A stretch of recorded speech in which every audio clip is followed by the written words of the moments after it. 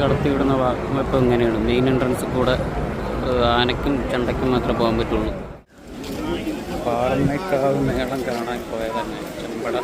നല്ല വെയിൽ, നട്ടുച്ച സമയം, ഒരു രക്ഷയില്ല. സോ നമ്മളിവിടെ എലഞ്ഞിത്തറേൻ്റെ അവിടെ പോയിട്ട് എലഞ്ഞിത്തറ മേളം കാണാൻ വേണ്ടിയിട്ട് പോകാം. അവിടെ മര്യാദയ്ക്ക് കാണാൻ പറ്റുമെന്ന് വിചാരിക്കും. മക്കളെ, ഇവിടെയാണ് എലഞ്ഞിത്തറ മേളം നടക്കാൻ പോകുന്നത്.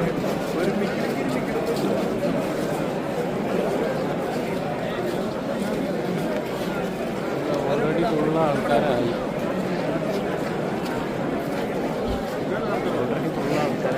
ഇവിടെ പോയി സ്ഥലം പിടിക്കാൻ സംഭവത്തിൻ്റെ അവിടെ കിട്ടാന്നൊക്കെ. എലഞ്ഞിത്തറ മേളം നടക്കുന്ന സ്ഥലമാണ്.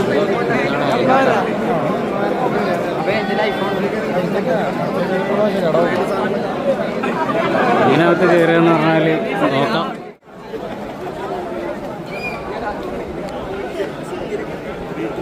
ഗൈസ്, പെട്ടു ഗൈസ്. ഈ തിരക്കിൻ്റെ ഇടയിൽ മേളം കാണാൻ നടക്കും തോന്നണില്ല. ഈ കാണുന്നതാണ് എലഞ്ഞിത്തറ. ഇത്രയും ക്രൗഡിൻ്റെ ഉള്ളിൽ കൂടെ പോകാന്ന് പറഞ്ഞു കഴിഞ്ഞാൽ ചടങ്ങാണ്. മടത്തിൽ വരവ് വന്നിട്ടുണ്ട്. മടത്തിൽ വരവ് പഞ്ചവാദ്യം ഇവിടം വരെ. അത് കഴിഞ്ഞാൽ പിന്നെ ഇവിടുന്ന് മേളം.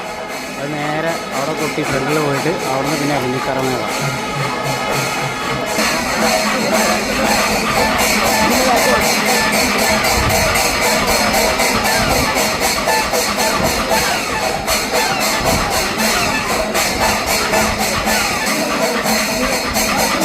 പഞ്ചവാദ്യത്തിൻ്റെ ആവേശം.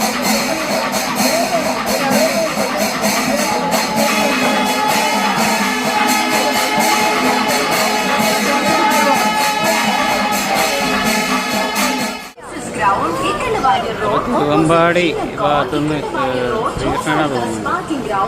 ആനപ്പുറത്ത് കറങ്ങി അപ്പുറത്ത് തെക്കേ നടയിലേക്ക് പോകും.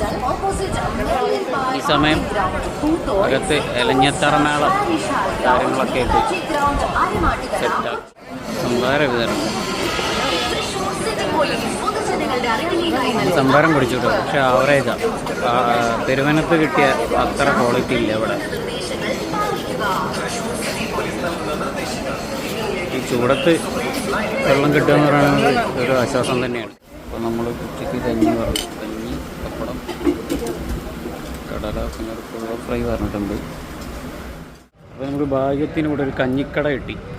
അപ്പോൾ നല്ല സൂപ്പർ കഞ്ഞി, കടല, പപ്പടം, ചമ്മന്തി, അച്ചാറ്, പിന്നെ ഒരു കൊഴുവ ഫ്രൈയും പറഞ്ഞു. മൊത്തം 80 രൂപ. അടിപൊളി ഫുഡ്.